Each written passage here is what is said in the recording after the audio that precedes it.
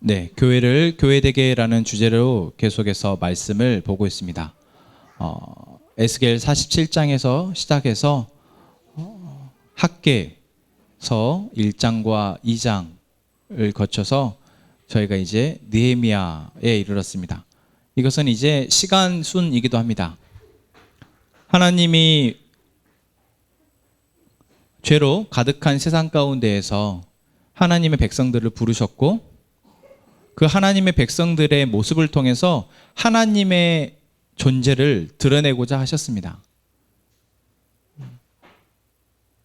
그리고 이제 그 하나님의 백성들이 하나님의 말씀에 따라서 삶을 살아내었다면, 하나님이 그들에게 허락하셨던 은혜를 기억하고 살아내었다면, 분명 세상에 많은 사람들이 그들의 모습을 통해서 하나님을 알게 되었을 것이고, 하나님의 백성으로 그들도 속하기를 원했을 것입니다. 그러나 그렇게 되어지지 못했죠. 결국 그렇게 되어지지 못하는 역사가 성경의 역사입니다. 그러니까 구약의 역사는 잘 되어진 역사가 없고 다 실패의 역사입니다.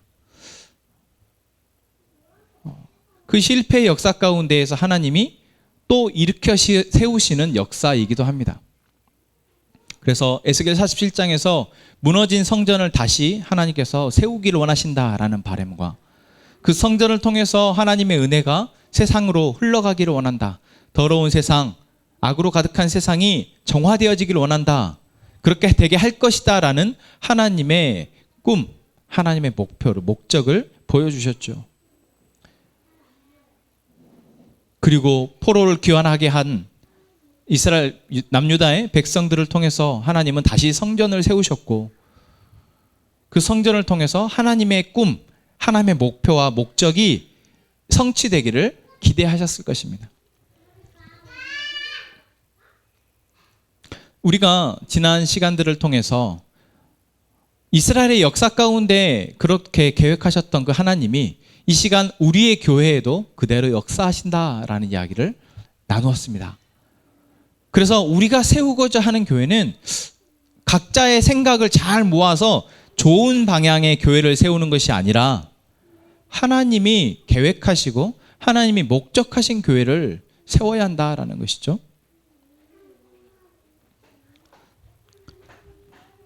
자, 그러하기 위해 우리는 계속해서 기도하면서 나아가야 할 것입니다. 제가 그런 말씀을 준비하는 가운데, 원래 이제 제가 설교를 기획한 시리즈 상으로는 오늘 제목에 나온 것처럼, 오늘 제목이 뭐죠? 네, 교회가 무너지는 이유입니다.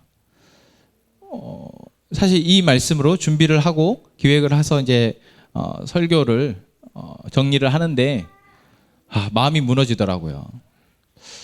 무너지는 이유를 하니까 괜히 무너지는 것 같고, 세우기도 전에 무너진다는 이야기를 하니까 괜히 제 마음이 좀 불편했던 것 같습니다. 교회가 무너진 예루살렘 교회, 예루살렘 공동체가 무너지게 되는 이유들을 하나씩 이제 근거를 들어서 말씀을 살피는데, 또 이렇게 될 것 같고, 우리도 이렇게 될 것 같고, 예로 들어진 한국의 무너지는 교회들을 보니 나도 그렇게 될 것 같고, 나도 그 목사님처럼 될 것 같고, 우리 교회도 그렇게 되지 말라는 법도 없을 것 같고, 그러면서 마음이 심히 묶였습니다. 그래서 준비를 하다가 중단을 한 채 꽤 오랜 시간을 하나님 앞에 기도했던 것 같습니다. 하나님, 무너지는 이유 보기 싫습니다.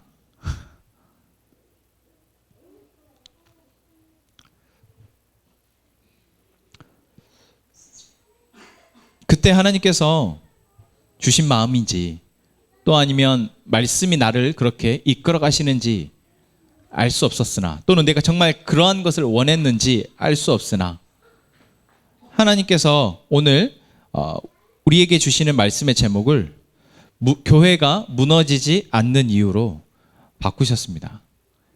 하나님이 바꾸셨다고 하니까 좀 그렇지만 하나님의 교회가 무너지지 않는 이유로 저희가 말씀을 나누기를 원합니다. 여러분, 그래서 하나님의 교회는 결코 무너지지 않을 것이고 결코 무너지지 않는 그 이유가 무엇인지 저희가 함께 보았으면 좋겠습니다. 오늘 느헤미야 1장에 보면 그러기에 앞서서 저희가 무너지는 상황을 잠깐이라도 봐야 하지 않겠습니까? 자, 오늘 1장에 보면 느헤미야라는 사람이 나옵니다.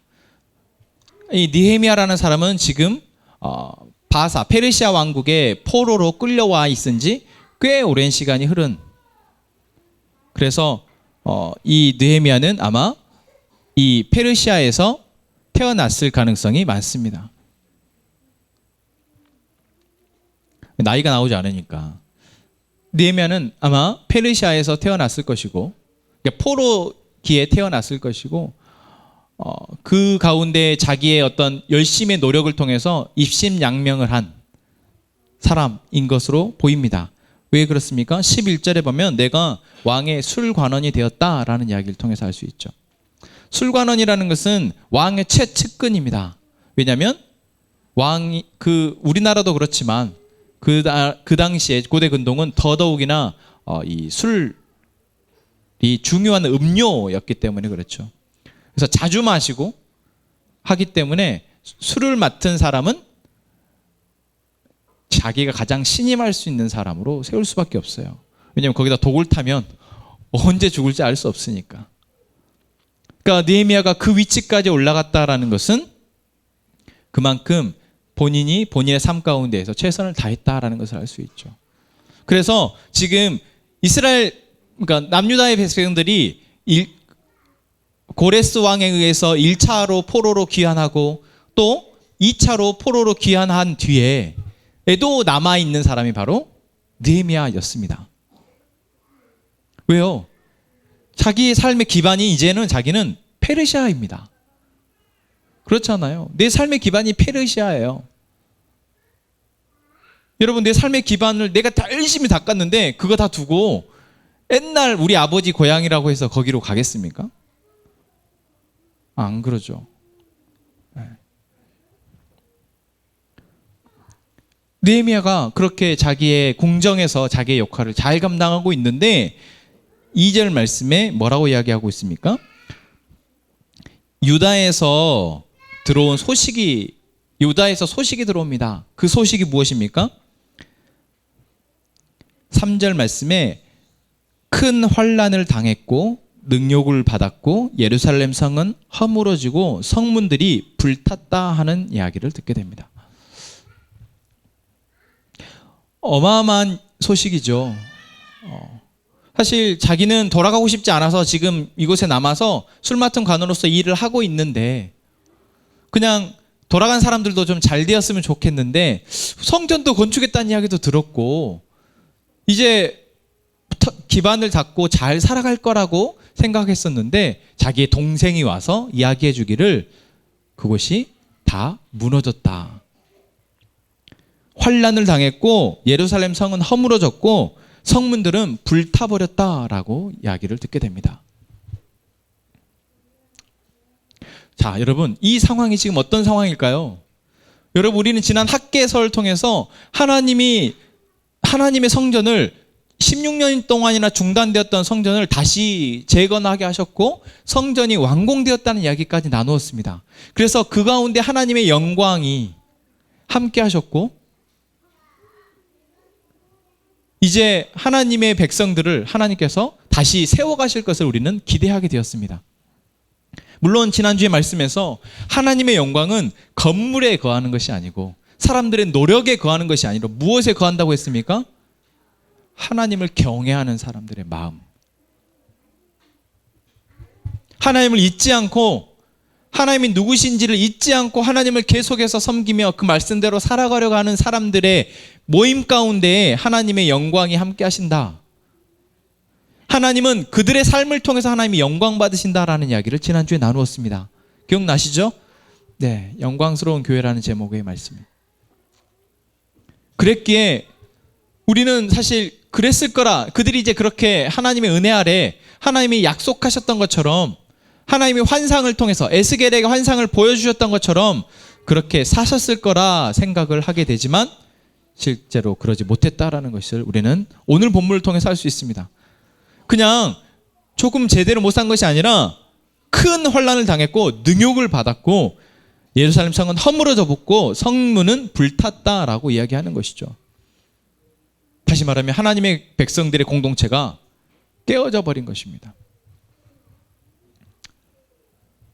하나님이 세우고자 했던 교회, 그 교회가 무너져 버렸습니다. 여러분은 교회가 무너지는 것을 사실 보신 적이 있으신가요? 저는 제가 속해 있던 교회가 무너진 것을 본 적이 없습니다. 물론 조금 흔들리는 것은 조금 볼 수 있었지만 교회가 무너졌다라고 생각될 만큼의 상황을 겪어보지 못했어요. 그런데 여러분 가운데 혹시 그러한 상황을 경험하시고 정말 이러한 환난 또는 능욕 또는 허물어지고 불타는 것과 같은 상황을 경험하신 분도 계시겠지만, 여러분, 우리가 굳이 교회가 그렇게 되는 것을 경험하지 않더라도 우리는 교회와 함께 하나님이 세우신 하나의 공동체가 있죠. 가정입니다.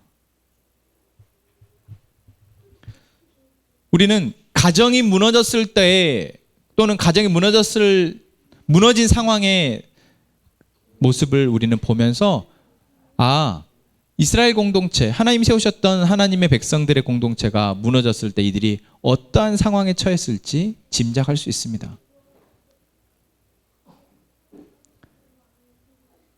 가정이 무너졌다라는 것이죠. 아버지와 어머니와 자녀들로 구성되어지는 그 가정이 무너지게 되어졌을 때 그 구성원들이 겪게 될 고민과 고통과 어려움들이 있을 텐데, 그것이 교회가 무너졌을 때도 사실 동일하다라는 것입니다. 아니, 신앙생활을 그냥 조금 가볍게 하고 하나님에 대해서도 그렇게 열심히 하나님을 필요로 하고 마음을 두지 않는 사람들은 사실 교회가 좀 시끄럽고 교회가 무너졌다 할지라도 별로 영향받지 않습니다. 그냥 자기 삶의 어떤 부분이 조금 시끄러운 정도인 것이죠. 그러나 교회를 나의 집으로, 교회의 식구들을 나의 사랑하는 가족들로 여기며 정말 그곳에서 하나님의 말씀을 통해서 부단히 애쓰며 살아가는 사람들에게는, 하나님의 은혜를 공급받아서 살아가는 사람들에게는 교회가 무너진다는 것은 무엇과 같습니까? 세상에 의지할 곳, 세상에 믿을 곳, 세상에 쉴 곳이 사라져버리는 것과 같습니다.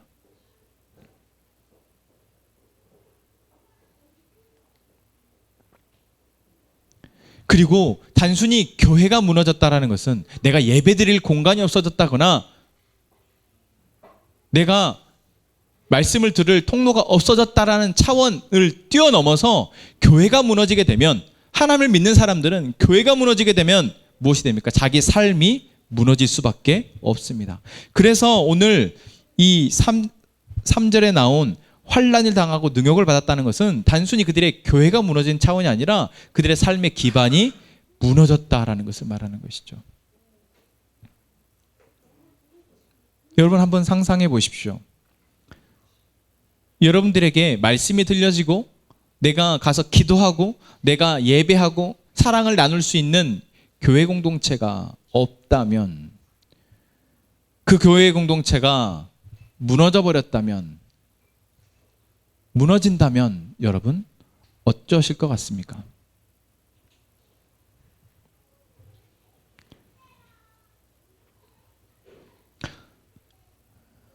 뭐 다른 교회 찾아가면 되지 라고 생각하실 수도 있습니다.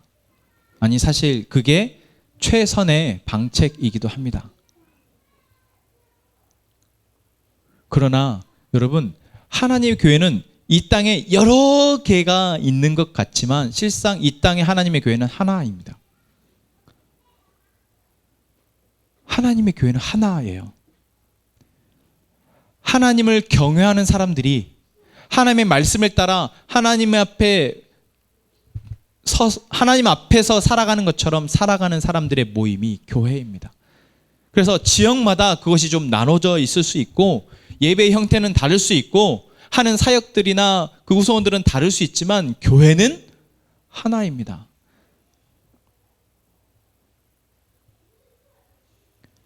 그래서 단순히 내가 다른 교회에 찾아가면 되지라는 문제가 아니라 결국 내가 속해 있는 교회가 하나이다라는 사실을 우리가 잊지 않았으면 좋겠다라는 것이죠. 그리고 그 교회를 누군가가 세워진 교회에 내가 가서 혜택을 얻어야지, 내가 그곳에서 하나님의 은혜를 누려야지 라는 마음보다 내가 그 교회를 세워지는 데 역할을 하고 또한 교회가 무너지려 할 때 무너지지 않게 막는 역할을 할 수 있는 그런 저희가 되었으면 좋겠습니다. 오늘 본문의 말씀 가운데에서 우리가 받고자 하는 은혜가 하나님 주시고자 하는 말씀이 바로 그것입니다. 교회가 무너지면 상상할 수 없는 일들이 일어납니다. 우리가 경험해보지 못했다 할지라도 앞으로 우리의 삶 가운데에서 분명 어느 한순간은 그러한 일들이 우리 안에 일어날 것입니다. 왜냐하면 세상이 지금 그렇게 흘러가고 있으니까요. 제가 지난 말씀 가운데서도 지금 우리나라에만 교회를 나가지 않고 자기가 하나님을 믿는다고 말하는 가나안 성도가 300만 명이라고 말합니다. 300만 명이면 우리 통합측 교단에 있는 성도 수보다 많습니다. 대한민국에서 제일 큰 교단이 저희 교단인데 저희 교단의 성도 수보다 더 많은 숫자가 교회를 나가지 않고 하나님을 믿는다라고 말을 하고 있습니다. 그들은 왜 교회를 찾지 못하고 그러고 있을까요?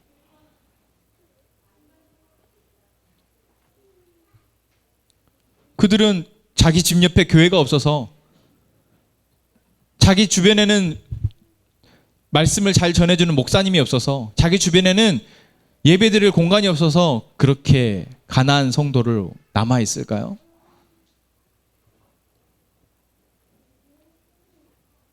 그리고 그들의 신앙생활, 그들의 삶은 어떠한 모습일까요?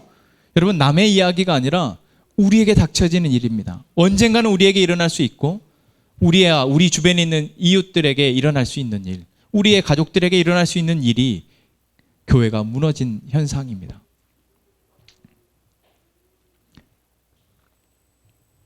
교회가 무너지는 이유는 뭘까요?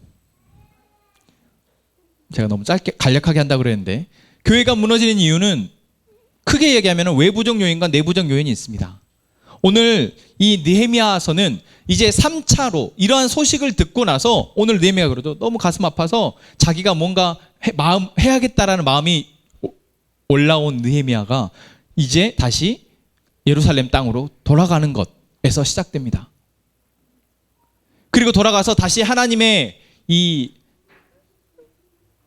공동체를 재건하기 위해서 성벽을 재건을 하죠. 상징적입니다. 성벽을 재건한다라는 것은 이 공동체를 재건하는 역. 이미 성전은 있어요. 성전이 없는 게 아닙니다. 근데 성전이 있는데 성전이 재구시를 하지 못해요. 건물은 그렇다니까요. 그래서 이 느헤미야는 성벽을 재건합니다. 그런데 이 성벽을 재건하는데 방해하는 세력들이 있었습니다. 외부의 세력들이었죠. 누구입니까? 4장 말씀에 보면 산발랏이라는 사람이 주축이 되어진 방해 세력도 있었습니다. 이들이 성벽을 재건하고 뭔가 다시 공동체를 안정화시키려는 것을 방해하려 합니다. 막 그들이 하는 일들을 비웃고, 그 다음에 또한 물리적으로 그들을 방해하려고 하고 쳐들어와서 방해하려고 하는 여러 외부적인 공격이 그들이 교회를 세우려고 지키려고 할 때 있었습니다. 그런데 놀라운 사실은 이 외부적인 요인들은 이 교회 공동체, 이스라엘 공동체를 무너뜨리지 못했다라는 것이죠. 오히려 이들이 공격하고 방해를 하니까 더 집중을 하고 마음을 써서 합심하여 하다 보니까 45일 만에 성벽을 재건합니다. 어마어마한 시간이죠. 그래서 우리는 보통 교회가 외부적인 요인들로 인해서 공격받아서 무너질 거라고 생각합니다. 지금도 막 정치 집회 나가서 우리나라가 공산주의가 된다느니 이 정권이 사회주의 정권이어서 교회가 위험하다느니 라고 말씀하시는 분들은 다 뻥입니다. 다 착각하시는 거예요. 성경을 몰라서 하는 이야기입니다. 여러분, 성경의 어디를 보십시오. 성경의 어떤 교회도, 성경의 어떤 하나님이 지키시는 공동체도 외부적인 요인으로 무너지는 교회는 없습니다. 어떠한 교회도 외부의 공격에 의해서 무너진 교회가 없어요. 이스라엘 백성들은 외부에 의해서 무너진 것이 아닙니다. 바빌론이나 아수르에 의해서 멸망했다고요? 아니요. 그들이 내부에서 썩어서 하나님이 그들을 징계하신 것이죠. 그들은 외부의 공격에 의해서 무너진 것이 아니라 모든 교회와 모든 하나님의 공동체는 내부의 문제 때문에 내부적 요인으로 인해서 무너지게 되었습니다. 그럼 그 내부적 요인은 무엇일까요? 여러분, 생각해 보시죠. 교회가 왜 무너집니까?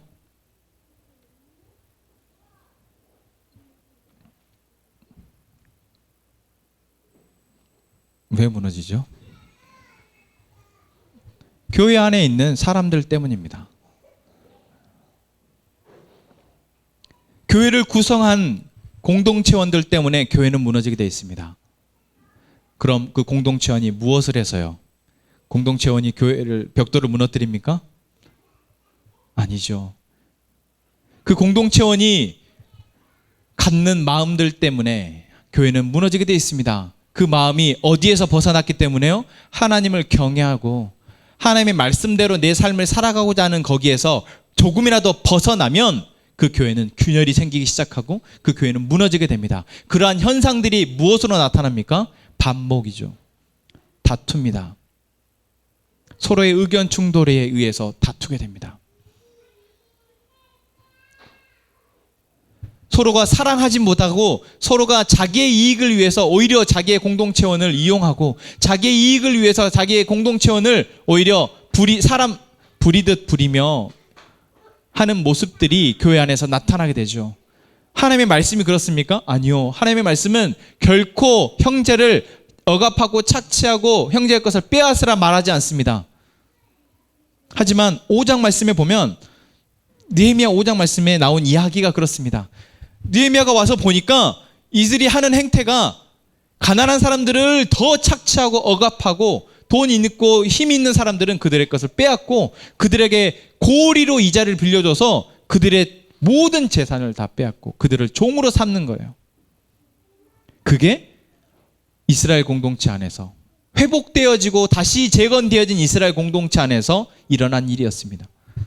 마찬가지입니다. 여러분, 교회 안에서, 우리의 교회 안에서도 교회를 무너뜨리는 것은 결국 자기가 자기중심적으로, 하나님 중심이 아니라 자기중심적으로 사람을 규합하려 하고 자기의 생각을 주장하려 하고 자기의 이익을 취하려 할 때, 자기에게 이론적으로 교회의 방향을 결정하려 할 때 교회는 무너지게 되어 있습니다. 그게 목사여도, 그게 장로여도, 그게 교사여도. 사실 힘이 없는 사람, 소리를 못 내는 사람들은 아무 영향이 없으니까 그들이 하나님의 말씀대로가 아니라 하나님을 경외하는 자로서의 삶이 아니라 자기의 이익에 따라서, 자기의 생각에 따라서 교회를, 사람들을 움직이려 할 때 교회는 무너지게 됩니다. 또한 교회는 어떠한 내부적 요인으로 무너집니까? 교회의 구성원들이 하나님의 거룩함을 잃어버릴 때 무너집니다. 자기의 삶의 자리에서, 자기의 삶의 자리에서 성경에 보면 그 이야기 많이 나오죠. 가늠한 이방의 여인들을 아내로 맞이하는 부분들이 나옵니다. 13장, 느헤미야 13장의 말씀에 보면 이들이 이제 느헤미야가 개혁을 하는 데 있어서 제일 첫 번째 했던 개혁이 바로 이방의 여인들을 전부 다 쫓아내는 거였습니다. 이방의 여인들을 쫓아내는 것, 그게 느헤미야의 첫 번 개혁이었어요. 왜 그렇습니까? 여러분, 다른 신앙이 없는 사람하고 결혼하는 문제로 자꾸 이걸 엮는 사람이 있는데 그런 차원이 아닙니다. 이스라엘 백성들에게 하나님께서 다른 이방의 여인과 결혼하지 말라라고 말씀하신 것, 이것은 신앙이 다른 사람과 결혼하지 말라는 지금 현대의 차원을 이해하면 절대 안 됩니다. 이것은 그들의 마음이 하나님에게서 멀어지고 있음을 그들이 보여주는 것이죠. 그러니까 이방 여인과 결혼한다라는 것은 하나님이 말씀하신 것에서 그들의 기준이 점차 희미해지고 있다라는 것을 말하고 있는 겁니다. 하나님이 말씀하시는 것이 그들에게 점차 잊혀져서 그들이 이제 뭐 이래도 괜찮겠지, 저래도 괜찮겠지 라는 마음이 들어졌을 때 생겨지는 일이 바로 이방 여인과 결혼하는 것이에요. 여러분, 우리는 그래서 우리 안에 내적인 문제라고 했을 때 그것은 바로 우리가 하나님의 거룩함을 유지하며 하나님의 말씀대로 우리의 삶의 자리에서 살아낼 때 조금씩 이 정도는 괜찮겠지라고 하는 그러한 안일함과 나태함과 세상과 타협하려 하는 마음이 바로 교회를 균열되게 한다는 것입니다. 교회를 무너지게 한다는 것이에요. 왜 그렇습니까? 그 마음이 그대로 교회 안에서 적용되어지기 때문입니다. 세속적인 가치와 세속적인 방법으로 교회를 이끌려고 하는 사람들이 생겨나게 됩니다. 그러다 보니 당연히 교회는 하나님의 운영 방식이 아니라 하나님이 이끌어 가시는 것이 아니라 그러한 세속적인 방식과 세속적인 생각들과 기준으로 교회가 운영되어지게 되는 것이죠. 여러분, 남 이야기 같으시죠? 저도 사실 개척하기 전에 남 이야기인 줄 알았습니다. 나는 안 그럴 거야. 저 사람들은 저러는데 저 사람들은 믿음이 없어서 그래. 말씀을 몰라서 그래. 아니요, 그렇지 않습니다. 여러분, 우리가 남의 이야기라고 나는 그러지 않을 거라고 생각할 때 교회는 그 사람들에 의해서 무너지게 되어 있습니다. 이러한 내적인 요인들이 여러 가지 현상들로 나타나게 되어지는데, 여러분, 이러한 문제들을 우리가 그냥 내 문제가 아니라고 생각하고 우리 교회의 문제가 아니라고 생각한다면 우리는 어느 순간 그러한 문제에 직면하게 될 것입니다. 여러분, 교회가 이렇게 무너진답니다. 아직 우리는 무너질 만큼 세워지지도 않았기 때문에, 세워가고 있기 때문에 우리가 걱정할 문제가 아니라고 생각할 수 있지만, 하나님의 교회를 세워가는 우리가 하나님의 교회가 세우기도 전에 무너지는 것, 또는 내가 정말 하나님의 말씀대로 잘 세웠는데 무너지는 것을 두고 볼 수는 없다라고 생각합니다. 그러면 이제 오늘의 본론입니다.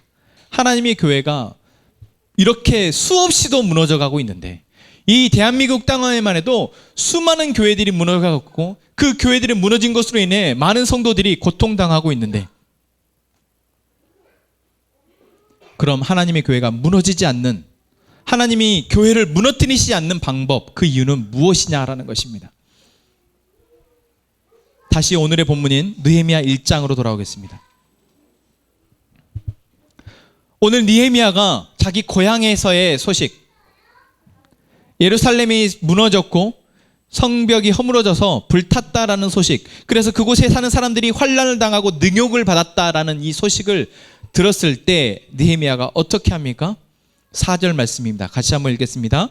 내가 이 말을 듣고 앉아서 울고 수일 동안 슬퍼하며 하늘의 하나님 앞에 금식하며 기도하여 그랬습니다.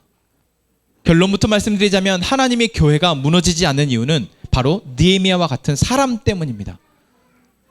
여러분, 우리는 교회가 무너지지 않는 것이 시스템이라고 생각할 때도 있었습니다.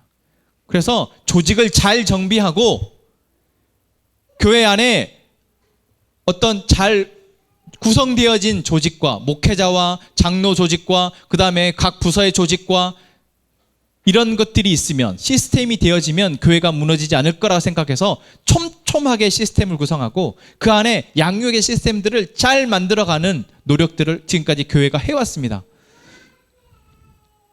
그런데 안타깝게도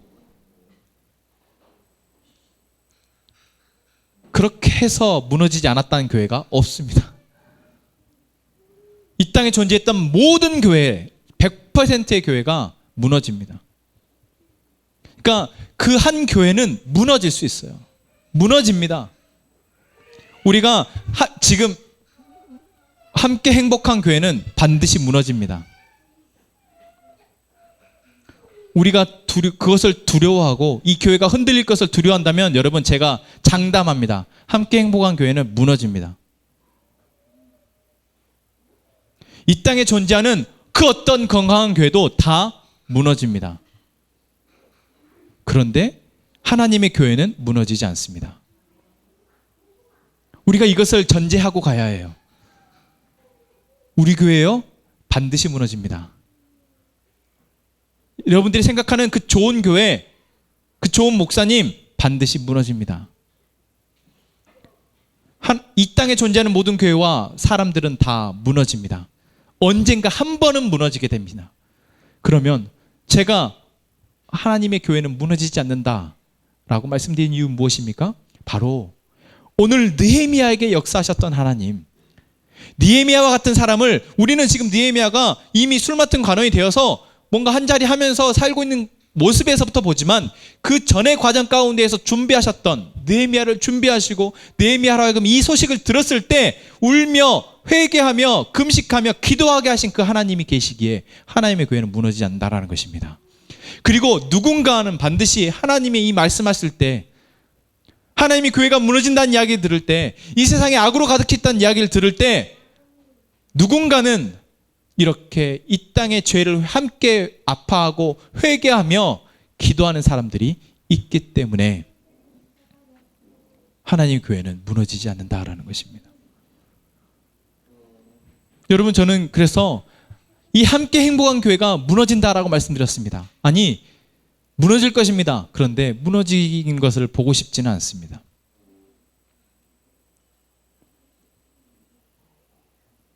우리가 이 교회가 무너진다면 또 아파야 하고, 이 교회가 무너진다면 또 집 없는 고아처럼 교회를 찾아서 또 돌아야 한다는 사실, 그 가운데 우리의 삶이 힘들어지고 어려움을 겪게 될 그 모습 때문에 저는 우리 교회가 무너지는 것을 원하지 않습니다. 반드시 무너질 것이지만 무너지지 않기를 원하는 마음, 여러분, 이게 참 복잡한 마음입니다.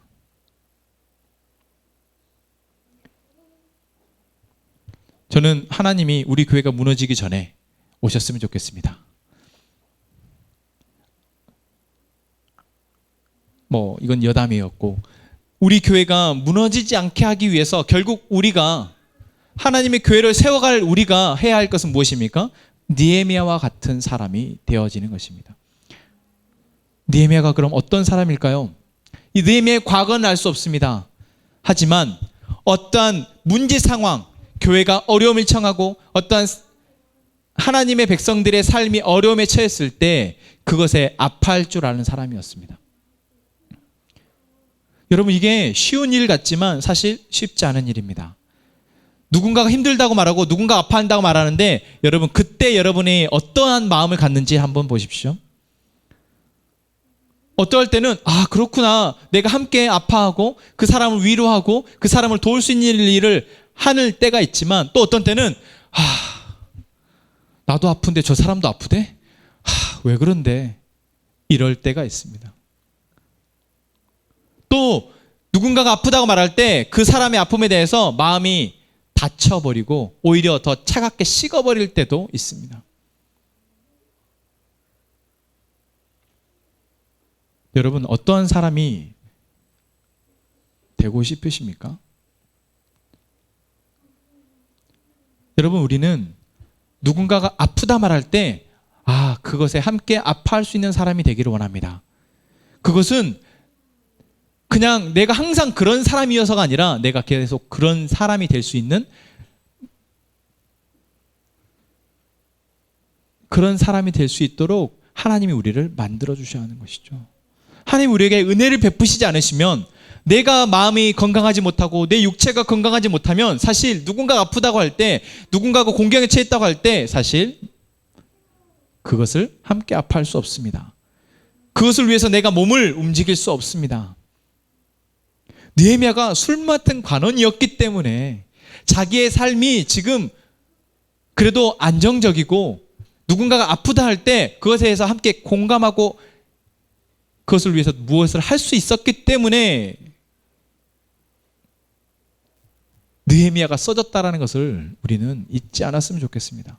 여러분, 그래서 우리 함께 여러분 기도했으면 좋겠습니다. 첫 번째 무엇입니까? 하나님, 내가 누군가가 아프다 할 때, 누군가가 힘들다 할 때, 교회가 문제가 있고 교회가 어렵다 할 때 그것에 함께 아파하고 눈물을 흘리며 기도할 수 있는 저희가 되었으면 좋겠습니다. 하나님, 내가 그러한 상태가 될 수 있도록 나를 지켜주십시오.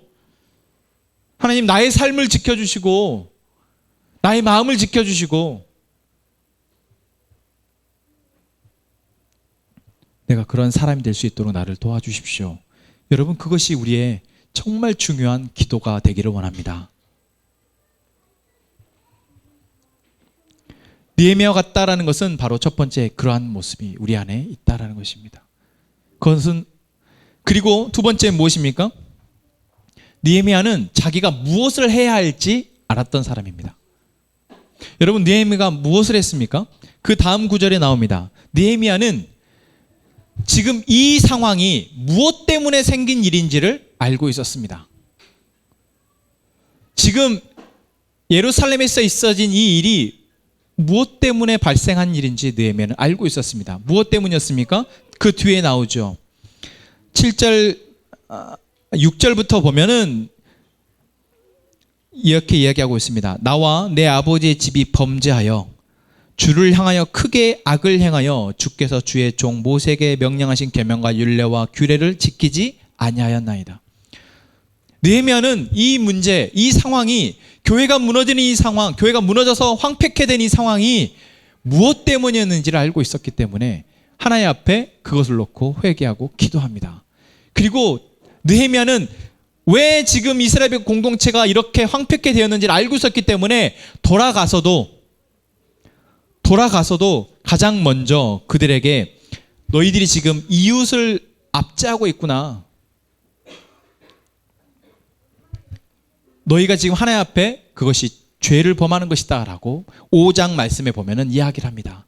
그리고 자기 스스로가 어떻게 합니까?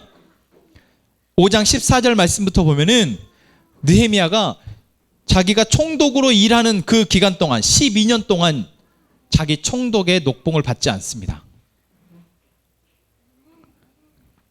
그러니까 그들에게 자기의 삶을 통해서 하나님의 백성이 어떻게 공급받는지를 보여주고 하나님으로부터 공급받는 사람은 어떠한 삶을 사는지를 느헤미야는 보여줬습니다. 어떻게 그럴 수 있었겠습니까? 알고 있었기 때문입니다.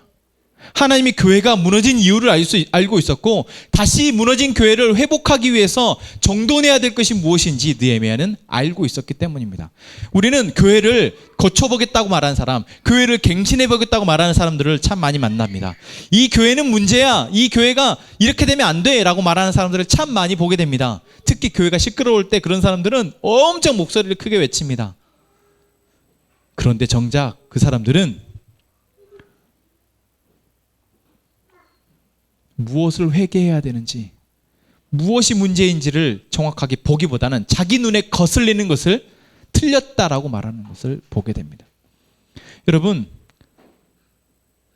하나님의 교회가 무너지려 할 때, 아니 이 나라가 무너지려 할 때, 우리의 속해 있는 공동체와 우리의 속해 있는 가정이 무너지려 할 때, 여러분, 우리가 해야 할 것은 지금 이 공동체에 하나님께서 기뻐하시지 않는 것이 무엇인지를 볼 수 있는 저희가 되기를 원합니다.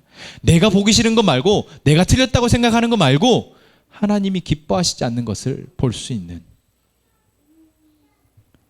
그리고 그것을 회개할 수 있는 저희가 되기를 원합니다.